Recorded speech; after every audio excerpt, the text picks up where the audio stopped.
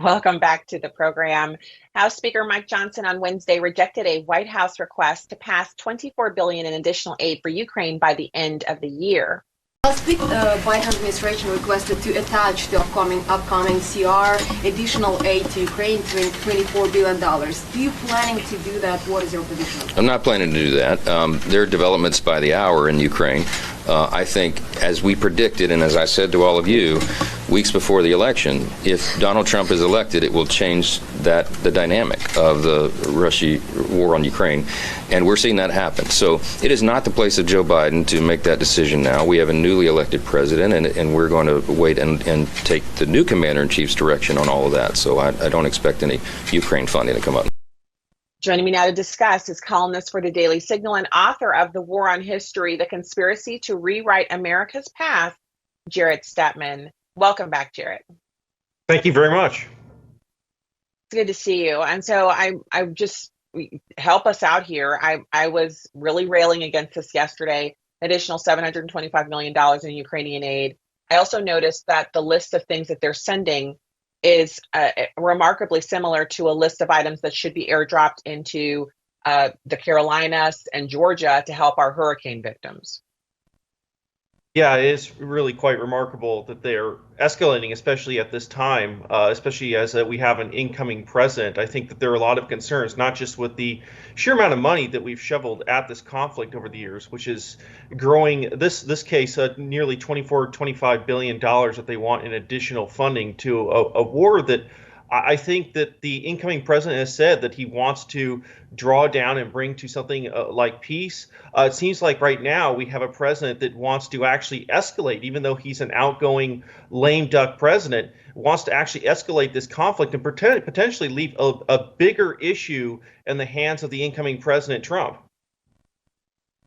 Yeah, I mean, I just feel like it's almost like if you have a couple who's getting divorced, right? And one side of the couple is just a spending maniac. And so as the divorce date approaches, where they have to go to court and talk about assets, one of them just goes on a spending spree and just dumps money all over the place. And it's the kind of spending you can't get back, spending for services and things like that, where you can't get a refund. The judge can't order you to, sell the boat that you bought. No assets involved, just a fire sale. They're just spending everything, trying to draw the accounts down to zero. It feels like President Biden is doing that. I think he is, and I think what actually makes this worse, because this is into an active war zone, I think it's drawing up this conflict to the point where Trump simply can't escape from it. I think that's what really worries me about this. It's not just the spending right now. It's to create an even larger conflict that exists there in Ukraine, so that whatever we spend now, we'll have to spend even more in the future. I think it's a way to get us even more involved in this conflict long term. So, yes, I think there's absolutely this willingness on the part of this administration to spend all the money that they have and then some, and then spend the next administration's money and spend all of our money. But I think the gravest concern here is that we get more deeply involved in this conflict and we end up having to pay more down the line. It's something that we can't get out of. And I think that is a grave concern at the end of a presidency that seems to be a man, where the buck stops nowhere. So, Jarrett, let's talk about that eventuality. There were stories earlier in the year that the Biden administration was seeking to basically lock President Trump into the Ukrainian war and prevent him from ending it. Now, people should be going straight to hell. Do not pass go. Do not collect $200 for any kind of thing that would lock America into a war forever. Like to say that we can't end a war is something that it sounds like something an evil villain would say. We're just going to keep fighting until everyone's dead. No chance of solving this. Meanwhile, they're calling for a ceasefire in Israel, where Israel doesn't need a ceasefire. They need to finish vanquishing the terrorists. But I digress. Jarrett, is that constitutional? Yeah, you know what? I think it's dicey constitutionally, and I think it's quite amazing that they want to throw more money after a war that seems to be going south very quickly and want to pull out the rug from underneath one of our allies that's actually had a tremendous amount of success. I think that's what's incredible about this administration's priorities in this case. And I think that getting us locked into a larger conflict there, especially when I do think a peace negotiation is very much possible that will potentially save a lot of lives and hopefully allow the United States to focus on other priorities, including which is focusing on rebuilding our own industrial heartland and rebuilding here in the United States, taking care of Americans who still are in harm's way, especially as these winter months roll in places like North Carolina. I think it shows the misplaced priorities of this administration and how they really are out to lunch and are going to be doing a lot of damage between now and in January.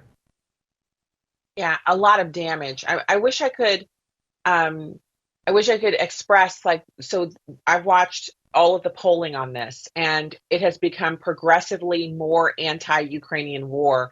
Americans not only don't have an appetite for it, but Jarrett, they are absolutely set against us continuing to pour money down this. It's like a bottomless pit.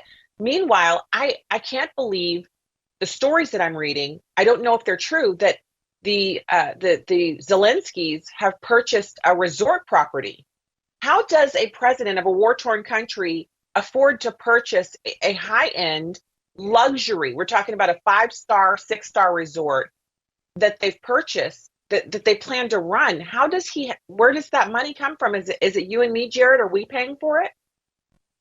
Yeah, the corruption in Ukraine goes back a long way. It seems to be endemic to the country, and it would be surprising to me to see the current administration engaging that. I mean, that's been the problem there for a long time, and we've had very few answers as far as where this money is actually being spent during this process. And I think that again, it's very worrisome that we continue to funnel money to this where we don't know where this money is being spent, and we don't actually have from the president any long-term goals. I mean, what exactly is the goal here? Is it to retake all of the land that's been taken in Ukraine? That seems to be unfeasible. Is it to get us into a direct conflict with Russia? This administration really sets out no timeline for when the end of this thing is going to be. So it seems like we're just pouring money into these various into this war, especially concerning given the fact that this is one of the criticisms of Biden and his son, who he's now decided to pardon.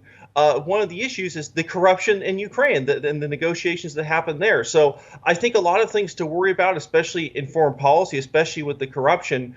I think it's too bad because I think the incoming president does have a very strong plan as far as how to reorient American strategy in that region and bring a drawdown to this war that's gone on too long.